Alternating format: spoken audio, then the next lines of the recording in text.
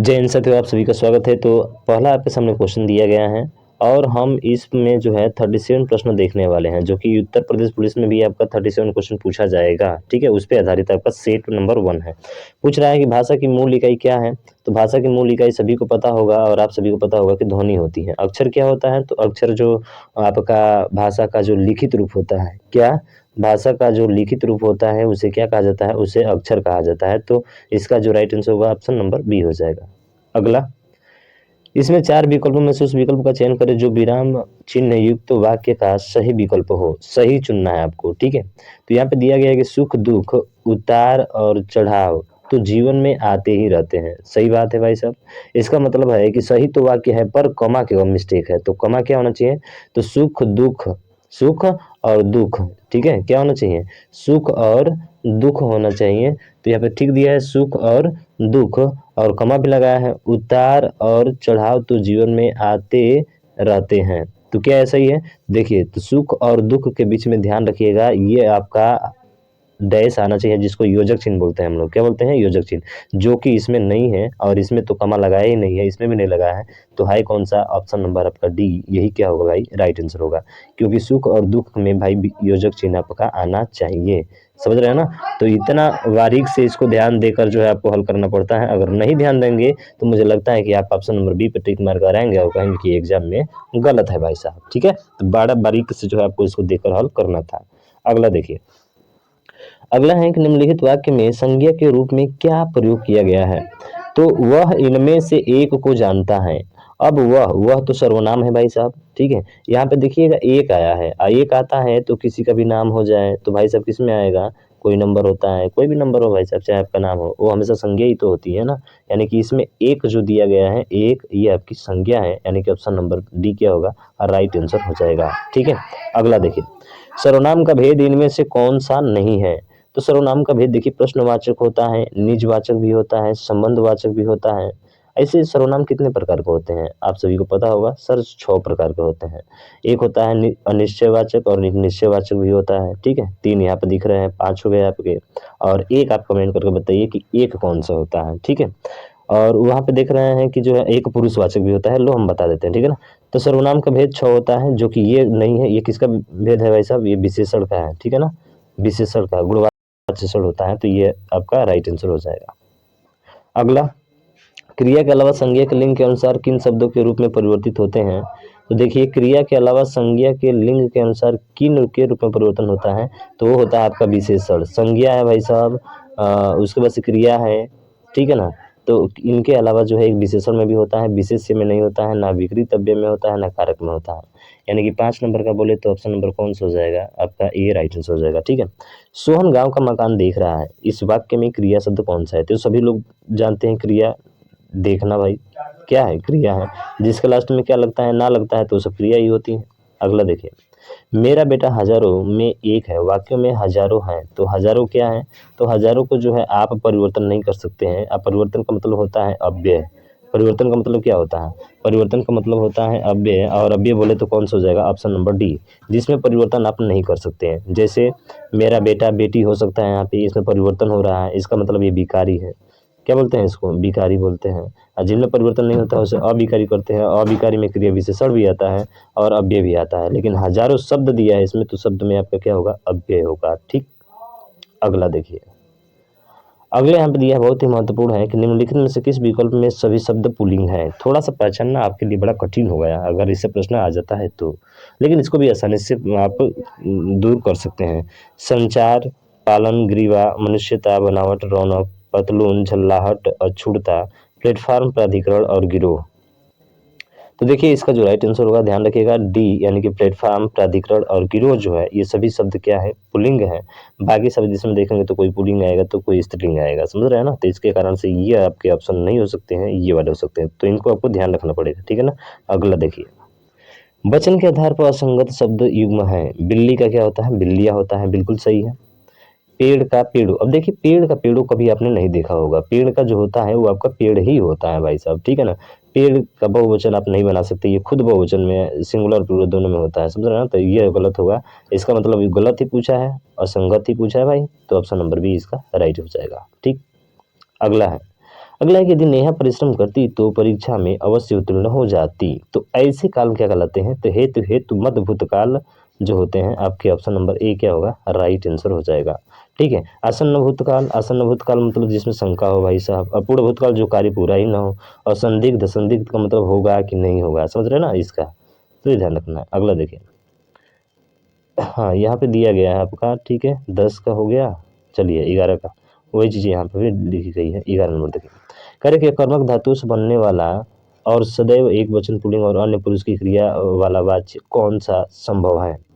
भाववाच्य है, कर्तृवाच्य है, या फिर जो है कर्मवाच्य और भाववाच्य है, कर्मवाच्य है। तो देखिए ये जो होता है हमेशा भाववाच्य ही होता है। क्या होता है? भाववाच्य। और कर्मक क्रिया क्या होती है? सारा कर्मक क्रिया भाववाच्य ही होती है, ठीक है ना। तो ये ध्यान रखना है, ऑप्शन नंबर ए इसका राइट हो जाएगा। 12 संज्ञा अथवा सर्वनाम के जिस रूप से उसका संबंध वाक्य की किसी दूसरे शब्द के साथ प्रकाशित होता है तो उसे क्या कहा जाता है? देखिए संज्ञा अथवा सर्वनाम के जिस रूप से उसका संबंध मतलब सर काके की संबंध जानते हैं ना, अब किस में आता है? कारक में आता है मेरे भाई। किस में आता है? कारक में। कारक कितने प्रकार के होते हैं? 8 प्रकार के होते हैं। कर्ता ने कर्म को, अब बताइए आगे क्या होता है? समझ रहे हैं ना? 8 होते हैं। कर्ता ने कर्म को करण से संप्रदान क्रिया प्रदान से अलग संबंध में काके की रारेरी होता है ना, संबोधन है हो अरे, ठीक है समझ में आया ना मेरे भाई? बिल्कुल। निम्नलिखित शब्द युग्म में तत्सम शब्द का असंगत है, तो तत्सम शब्द का अंग असंगत कौन सा होगा? अंगूठा का अंगुष्ठ। देखिए तत्सम पहले आना चाहिए, तो पहले ही क्या दे दिया भाई? तद्भव दे दिया। अरे अंगुष्ठ तत्सम शब्द है, ये तद्भव शब्द है। क्रम गलती दिया है, इसका मतलब यही आपका सही होगा। असंगत यही होगा, बाकी सब कुष्ठ का कोड होता ही है, काष्ठ का काठ होता है, छड़ का क्या होता है? छिन्न होता है, ठीक है ना। ये तो सही है भाई साहब। चलिए अगला देखिए, निम्नलिखित में से नीर उपसर्ग से बना शब्द नहीं है। नीर, तो देखिए निधन कृष्ट, ये निकृष्ट, ये तो ऐसे ही दिख रहा है भाई साहब। बाकी निर्धन वाह, निर्धन भय, निर्धन दोष, ठीक है निर्दोष, तो ये वाला आपका राइट आंसर हो जाएगा। पहचानना बड़ा सिंपल है, पहचान सकते हैं। मिलाप, मिलधन आप, सीधा है मिलाप, ऑप्शन नंबर ए। निम्नलिखित में से किस विकल्प में विलोम युग्म सही नहीं है? औचक का अक्षर, डवाडोल का अस्थिर। अरे भाई डवाडोल तो ही अस्थिर नहीं होता है, दोनों तो सेम है भाई साहब, दोनों सेम है, तो ये कैसे विलोम हो सकते हैं? यानी कि ऑप्शन नंबर बी इसका राइट आंसर हो जाएगा, ठीक है। अगला देखिए, अनिवार्य का विलोम शब्द होगा, बहुत महत्वपूर्ण है भाई साहब, ठीक है। पसंद का तो नापसंद होता है, गैर जरूरी का जरूरी होता है, लेकिन अब बचा क्या? देखिए अनिवार्य, कितना आसानी से आपने ढूंढ लिया कि इसका राइट आंसर वैकल्पिक होगा सर, ऐसे करते हैं, ठीक है। कंदर्प, पंचचर और पुष्प धनवा यह निम्नलिखित में से किसके पर्यायवाची शब्द हैं? तो ध्यान रखिएगा ये है आपके कामदेव भाई साहब, किसके? कामदेव के हैं, ठीक है ना, ध्यान रखना है। उसके बाद से आनंद शब्द का उचित पर्यायवाची शब्द है। आनंद का मतलब होता है खुशी भाई साहब, और देखिए उल्लास भी यहाँ पर भी दिया है, हर्ष भी यहाँ पे दिया है। बाकी अमोद ये तो हो ही नहीं सकते, तनुज अचल और प्रमोद ये भी नहीं हो सकता है, तो होगा कौन सा? ऑप्शन नंबर ए होगा, साल नहीं होता भाई साहब, मोद होता है। मोद का मतलब भी आनंद होता है, ठीक है, तो ये राइट इसका आंसर हो जाएगा। अगला क्वेश्चन है कि निम्नलिखित में से अंतर का अर्थ नहीं होता है। तो देखिए अंतर का अर्थ दूरी भी होता है, शेष भी होता है, हृदय भी होता है, लेकिन आकाश नहीं होता है, ये आपको ध्यान रखना है, ठीक है। अगला है, निम्नलिखित में से संज्ञा और विशेषण की दृष्टि से कौन सा शब्द युग्म असंगत है? संज्ञा और क्या चाहिए? संज्ञा और विशेषण, तो ध्यान रखिए इसमें कौन सा आपका राइट होगा, खुद से सुनिए भाई साहब। देखिए ईश्वर का ईश्वरीय बिल्कुल सही है, झगड़ा का झगड़ालू ही होता है, कुल का कुलीन बिल्कुल सही है, अज्ञान का अज्ञानता नहीं होता है, ठीक है। यानी कि ऑप्शन नंबर डी इसका राइट आंसर हो जाएगा, ठीक है। तो ये आपका संगत है, अज्ञान का अज्ञानता नहीं होगा, ठीक है। ये विशेषण नहीं होगा, अज्ञानता विशेषण आपका नहीं होगा, तो ऑप्शन नंबर डी राइट हो जाएगा। जो मुकदमा दायर करता है वाक्यांश के लिए उनमें से सही शब्द क्या है? तो देखिए जो मुकदमा दायर करता है ना उसको क्या कहा जाता है? गवाह कहा जाता है, सॉरी गवाह नहीं, उसको वादी कहा जाता है। क्या कहा जाता है मेरे भाई? वादी कहा जाता है। ऑप्शन नंबर बी इसका राइट हो जाएगा, डी राइट हो जाएगा, ठीक है। किसी व्यक्ति या सिद्धांत का समर्थन करने वाला अनेक पद के लिए एक शब्द है, तो किसी सिद्धांत का समर्थन जो करता है उसे क्या कहा जाता है? अनुयायी तो कहा जाता है, क्या कहा जाता है? अनुयायी कहा जाता है। हाल ही में निम्नलिखित स्वर का संधि विच्छेद नहीं है, स्वर संधि का भेद नहीं है। तो भाई हल संधि आज तक कभी देखा है क्या? नहीं भाई साहब, वृद्धि संधि, ऊर्ध्व संधि और दीर्घ संधि ये सभी होते हैं आपके, ठीक है। यथाशक्ति में समास है, तो भैया यथाशक्ति में समास कौन सा है? यथा, ये पे प्रत्यय लग गया ना, प्रत्यय बोलते हैं कि उपसर्ग बोलते हैं? कमेंट करके बताइए जल्दी से। प्रत्यय क्या होता है? शब्द के अंत में लगता है।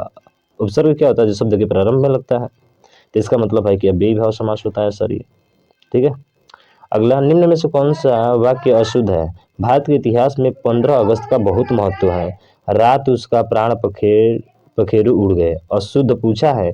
अरे रात उसके, उसका की जगह पे क्या रहना चाहिए? उसके, रात उसके प्राण पखेरु उड़ गए, यानी कि ऑप्शन नंबर बी इसका क्या होगा? राइट आंसर हो जाएगा। ठीक है।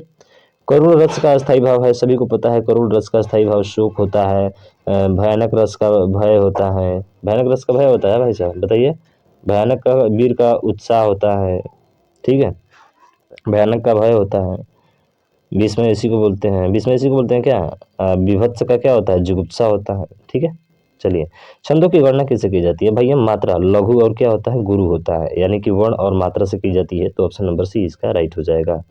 ठीक है ना। किसे की जाती है? मात्रा से की जाती है। अगला देखिए, कह रहा है कि शेष महेश गणेश दिनेश सरेश हूँ जाहिति निरंतर गावे में कौन सा अलंकार है भाई? सीधा है भाई साहब, ये तो सबको पता होगा, अनुप्रास अलंकार है भैया।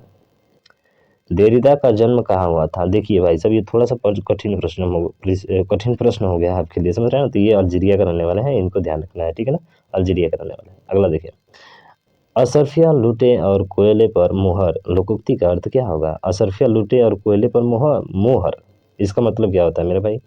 इसका मतलब क्या होता है? तो इसका मतलब होता है बड़े बड़े खर्चों पर ध्यान न देना और छोटे खर्चों में कंजूसी दिखाना, यही आपका क्या होगा? राइट आंसर होगा। ठीक है। उसके बाद बहुत कंजूसी का आशय व्यक्त करने के लिए उपयुक्त तो लोकोक्ति है। तो बहुत कंजूसी का मतलब कि चमड़ी जाए पर दमड़ी न जाए भाई साहब, यानी कि ऑप्शन नंबर क्या होगा? सी इसका राइट हो जाएगा।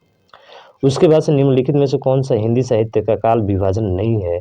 तो हिंदी साहित्य का काल विभाजन देखिए, रीति काल भी है, आधुनिक काल भी है, भक्ति काल भी है, लेकिन संयुक्त काल नहीं है, इसलिए ऑप्शन नंबर डी इसका राइट हो जाएगा। अब थोड़ा सा ये दिया गया है, आपको इसको पढ़ना है और पढ़कर इसका आंसर देना है, ठीक है।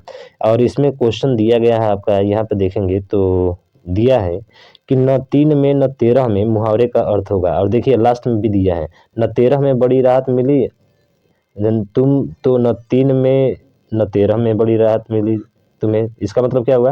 यानी कि किसी भी गिनती में ना आना, ऑप्शन नंबर डी इसका क्या हो जाएगा? राइट आंसर हो जाएगा। ठीक है, ऑप्शन नंबर डी क्या होगा? इसका राइट आंसर हो जाएगा। अब देखिए अगला, अगला दिया है, पूछा गया है किसी भी गिनती में ना आना, वो तो था ही ऑप्शन नंबर डी आपका। कह रहा है कि जो ये है भर्त्सना का क्या तात्पर्य है? तो भर्त्सना का तात्पर्य क्या है? चलिए हम लोग जो है थोड़ा सा इसको देखते हैं, अब पढ़ना पड़ेगा, हम लोग समझ रहे हैं ना। तो पढ़कर जो है इसका देना पड़ेगा, ऐसे तो निंदा और तिरस्कार ही होता है। चलिए देख लेते हैं, यहाँ पे दिया गया है, आपको ये पढ़ना है, ठीक है। पूछ रहा है कि कौन क्षमा कर रहा है? काफ़ी देर तक मैं परेशान रहा, चुप रहा। उससे पहले ऊपर थोड़ा चलते हैं और थोड़ा ऊपर चलते हैं हम लोग, ठीक है। यहाँ पे देखते हैं, यहाँ से पढ़ना है आपको, यहाँ से पूरा पढ़ना है अच्छे से, ठीक है। चलिए, कह रहे निम्नलिखित उदाहरण से पूरे प्रश्नों को उत्तर दीजिए। कह रहे कि मेरे एक मित्र हैं, बड़े विद्वान, स्पष्टवादी और नीतिमान। वह इस राज्य के बहुत प्रतिष्ठित नागरिक हैं।